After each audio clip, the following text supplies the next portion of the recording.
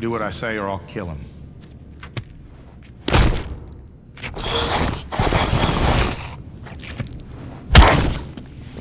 Oh, fuck.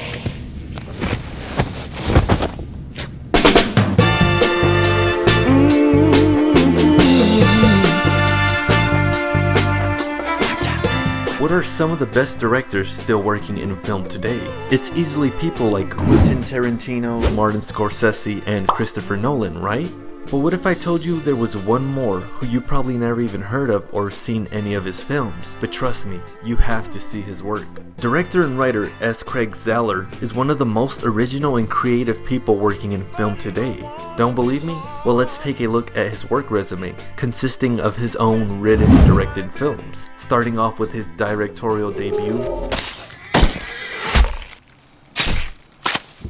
Bone Tomahawk, which is basically a cowboys and Indians western with an extremely gruesome but never before seen horror spin on the genre, which easily makes it a must-see for everyone and anyone who loves horror films or just wants to see something new and creative.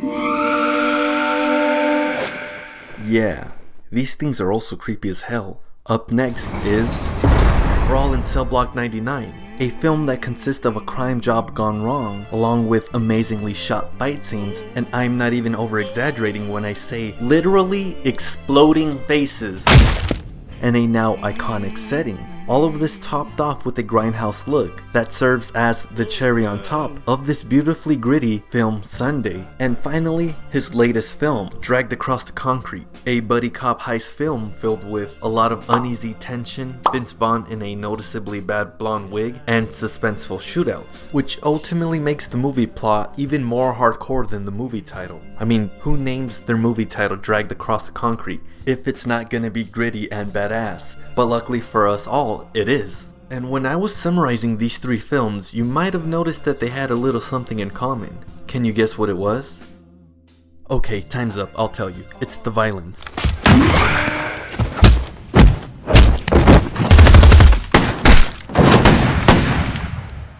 S. Craig Zahler's films has violence done in ways that I could never even imagine. And I honestly think I love him for it. And it's not just mindless and tasteless violence for the sake of shock value. But yeah, it is pretty damn gruesome. See for yourself.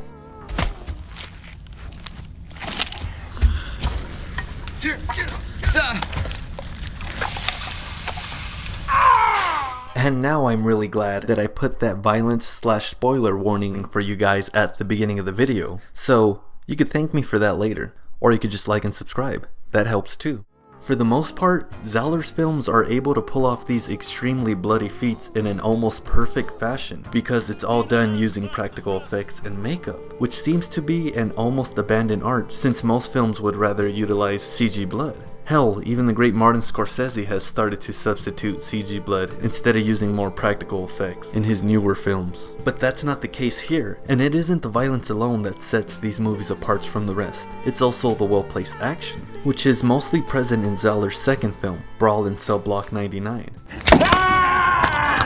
Yeah, that one. Which consists of amazing hand-to-hand action scenes, enhanced with long and medium shots, also with little to no quick cuts. And what's even more amazing is that the main character's stiff and brooding fighting style is believable. It isn't him throwing creative combos or flip kicks, but it also isn't him throwing slow and telegraphed punches. It's just the pure devotion of a stone cold man who needs to get somewhere. And man, it sucks for whoever's in the way. Like really, really, really sucks. But make no mistake, the action/fighting is phenomenal in each film. It's just that it stands out the most in Brawl in Cell Block 99. And why would we even care about who wins in these action scenes if we didn't give a shit about the protagonist in these films? But once again, Zahler's writing and directing gives us something we weren't expecting. For the most part, a lot of the main characters in these films linger in the morally gray areas. But we care for them. We want to see them achieve their goal, which is literally the textbook definition of a great protagonist. You see, I told you. I'm going to try to make this point quick, so ready or not, here we go. Is shooting a female hostage in the face bad?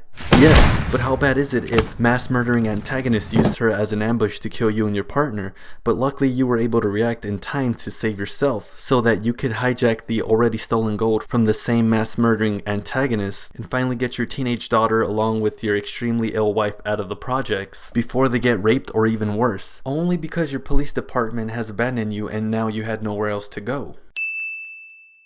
But within 3 films, Zahler has made us deeply care about a trigger-happy sheriff, a somehow justified bigoted man who has had a tragic childhood at the hands of savage Indians, a dirty cop down on his luck, and 3 ex-cons that still won't turn away from their life of crime. But somehow, as bad as they are, we still end up rooting for them. Because for the most part, he creates these characters flawed to a likable extent. Are they upright citizens trying to correct corruption in their worlds? No. In fact, they're already adding to the already existing corruption. But that doesn't mean that they are completely morally bad. But tragedy combined with extremely unlucky timing is what puts these amazing characters in one-of-a-kind situations.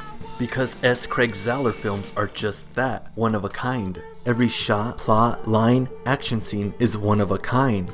As soon as a Zahler film starts, there's nothing that you can compare it to. It's not overly stylized or extreme that screams, hey, look at me, I'm a different and unique filmmaker. But there's a subtlety to the atmosphere that sets it apart from the other works of art. And it's all the small things too.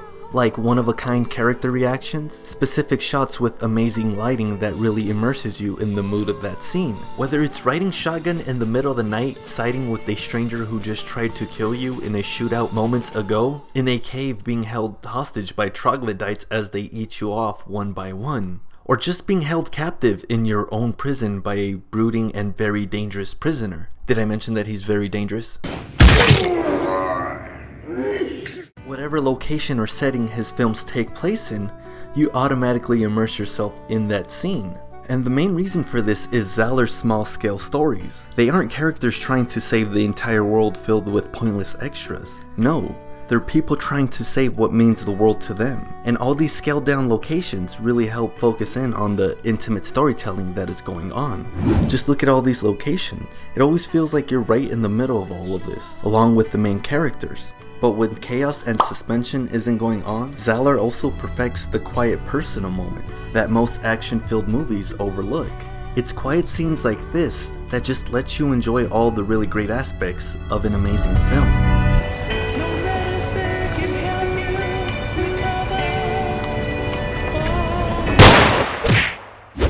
Within 3 movies, S. Craig Zahler has perfected and combined a dozen film genres, like westerns, crime dramas, grindhouse, buddy cop films, prison films, horror films, action films, heist films, and much, much more.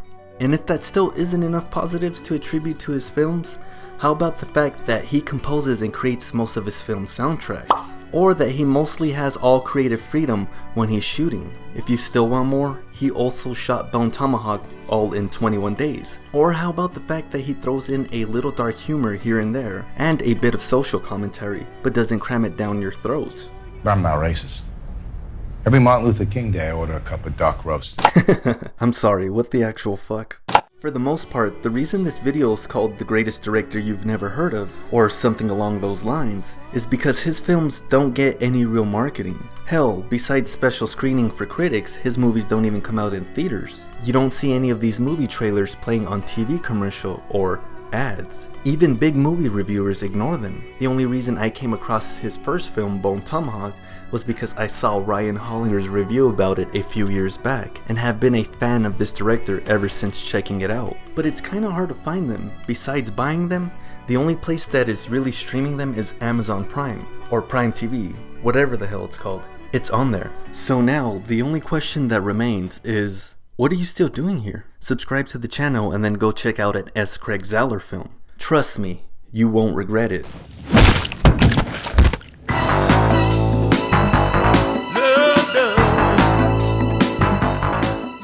Hey, thank you for sticking around to the end of the video, and please like and subscribe for more daily uploads of creative takes on the movies you love.